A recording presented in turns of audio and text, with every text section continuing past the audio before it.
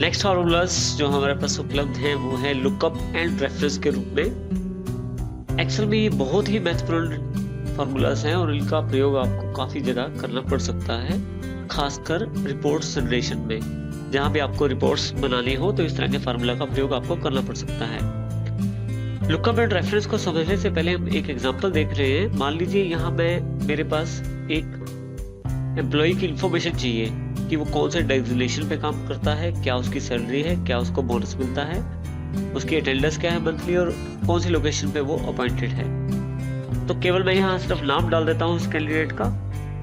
जैसे ही मैं नाम डालता हूँ उससे रिलेटेड इंफॉर्मेशन मेरे पास आ जाती है। देखिए, जैसे मैं विजय डालता हूँ तो विजय से रिलेटेड इंफॉर्मेशन मेरे पास अवेलेबल हो जाएगी, जो कि प्रोग्रामर है। और अजय डालता हूँ, अजय अकाउंटेंट है, उसकी इंफॉर्मेशन भी मेरे पास अवेलेबल हो जाएगी। अब ये इस तरह की इंफॉर्मेशन आपको जो प्रोवाइड की गई है इस एग्जांपल में, वो है वी लुकअप के जरिए। वी लुकअप वर्टिकल लुकअप का एक फंक्शन है जिसका अर्थ है वर्टिकली इंफॉर्मेशन ढूंढ के आपको दिखाना। पहले वी लुकअप को समझते हैं। अब वी लुकअप फंक्शन के अंतर्गत आपके पास मुख्यतः 4 आर्गुमेंट्स अवेलेबल हैं। सबसे पहले लुकअप वैल्यू, आप किसे ढूंढना चाहते हैं। हमारे एग्जांपल में इस सेल में जो वैल्यू लिखी जाती है उसको मैं ढूंढना चाहता हूं। वो अजय भी हो सकता है, विजय भी हो सकता है, कोई भी हो सकता है। दूसरा आर्गुमेंट है टेबल एरे। अब वैल्यू कहां से ढूंढना चाहते हैं वो टेबल एरे कहलाता है। एक तरह से हम उसे रेंज भी कह सकते हैं। जिस रेंज से हमें वैल्यू चाहिए वो रेंज टेबल एरे कहलाता है। तो हमारे पास यहाँ जो रेंज है वो हमारा एक टेबल है जिसमें इंफॉर्मेशन पहले से है और हम उसमें से ढूंढ के इंफॉर्मेशन वी लुकअप हमें यहाँ प्रोवाइड करवा देता है। तीसरा जो आर्गुमेंट है कॉलम इंडेक्स नंबर, या आप कह सकते हैं इंडेक्स रिजल्ट लुकिंग फॉर। हमारा तीसरा जो आर्गुमेंट एक तरह से उस कॉलम को रिप्रेजेंट करता है जिसमें से आपको आउटपुट चाहिए। जैसे कि मैं अजय डालूं तो वो किस डेजिग्नेशन पे है, अकाउंटेंट पे है, ये जानकारी मेरे पास यहाँ अवेलेबल हो जाए। तो थर्ड जो आपका इंडेक्स है वो कॉलम के अनुसार आपको रिजल्ट प्रोवाइड करेगा। लास्ट में हमारे पास एक आर्गुमेंट और है ट्रू और फॉल्स। यदि हम ट्रू डाल देते हैं या कुछ भी नहीं डालते, ध्यान रखिएगा, अगर हम ट्रू डालते हैं या कुछ भी नहीं डालते, ट्रू या फॉल्स में कुछ भी नहीं डालते, तो भी वो ट्रू माना जाएगा। उसका अर्थ है अप्रोक्सीमेट मैच देना आपको, यानी कि अगर थोड़ा बहुत कुछ परसेंटेज में अगर वो एग्जैक्ट मैच नहीं भी है तो भी आपको रिजल्ट वापस करेगा। लेकिन इसके लिए आपको सॉर्टिंग जरूरी है। आपको जो टेबल है वो सॉर्टेड ऑर्डर में आपके पास होना चाहिए। इसी तरह से अगर आप वहां फॉल्स प्रोवाइड करते हैं तो ये आपको एग्जैक्ट मैच रिटर्न करेगा, लेकिन इसमें सॉर्टिंग जरूरी नहीं है। तो इस प्रकार से इंफॉर्मेशन आपको मिल सकती है यहाँ से। देखिए, हम इसको प्रैक्टिकली समझ लेते हैं वी लुकअप को।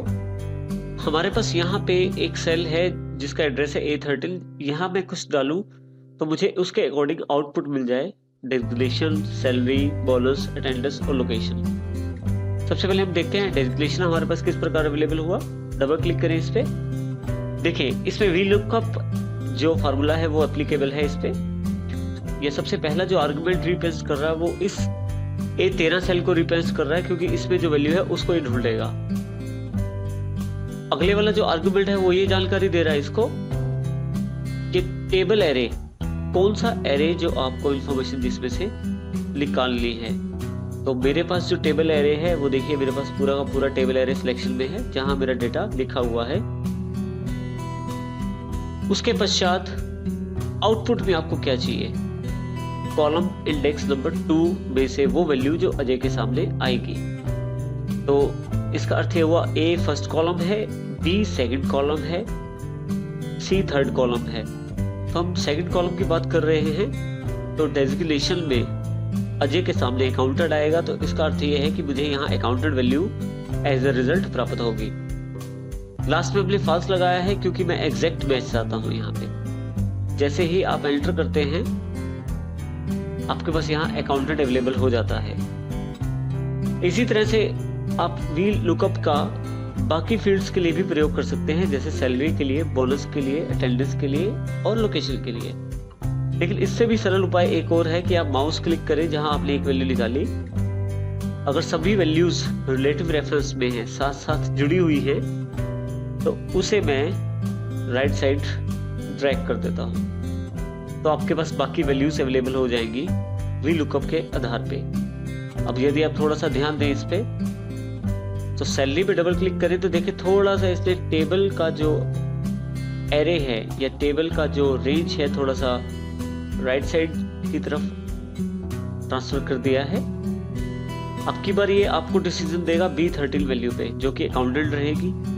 अब जब अजय की वैल्यू ढूंढेंगे तो आपको अकाउंटेंट आंसर मिलेगा, लेकिन अब जब अकाउंटेंट की वैल्यू ढूंढेंगे तो आपको उससे अगले वाला जो बॉक्स है, सेकंड बॉक्स, जो उसमें सेकंड कॉलम जो बनता है वो सैलरी होता है इस वक्त। रेंज के अकॉर्डिंग ये जो बॉक्स सेकंड वाला है ये फर्स्ट है, अब ये सेकंड है, और इसी तरह से लास्ट जो आर्गुमेंट फॉल्स है, जैसे मैंने एंटर किया आउटपुट वहां अवेलेबल था। इसी तरह से तीसरा जो आपके पास आउटपुट है बोनस के रूप में, उसमें आप ढूंढ रहे हैं सैलरी को, रेंज आपकी फिर से बदल गई है और अब की बार जो सेकंड कॉलम बनता है वो बोनस बनता है। इस तरह से एक रिलेटिव रेफरेंस के ऊपर दूसरे रिलेटिव रेफरेंस के साथ आपको आउटपुट दिया जा रहा है वी लुकअप के द्वारा। आप चाहे तो डायरेक्ट भी ये वैल्यू ले सकते हैं। इसके लिए आपको केवल करना इतना है, जैसे आपको सैलरी की वैल्यू चाहिए की वैल्यू दे सकते हैं, जैसे जो इसका एड्रेस बैठता है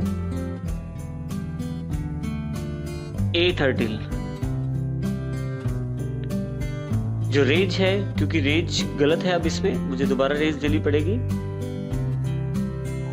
ये मैं दोबारा रेंज स्पेसिफाई कर देता हूं। लेकिन अब यहाँ ध्यान देने वाली बात है कि मुझे सैलरी चाहिए आउटपुट में, और जो रेंज है वो नेम वाले कॉलम से शुरू हो रहा है जो कि पहला कॉलम है।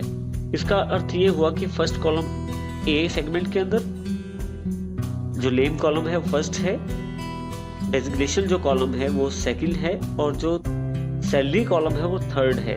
तो मुझे यहाँ 3 लिखना पड़ेगा क्योंकि अब की बार मुझे थर्ड कॉलम में से वैल्यू वापस चाहिए। बाकी आर्गुमेंट सेम है फॉल्स, जैसे मैंने एंटर किया मेरे पास आउटपुट अवेलेबल हो जाता है। तो इस तरह से भी आप अलग अलग फील्ड के अकॉर्डिंग अपनी इंफॉर्मेशन फिर से निकाल सकते हैं।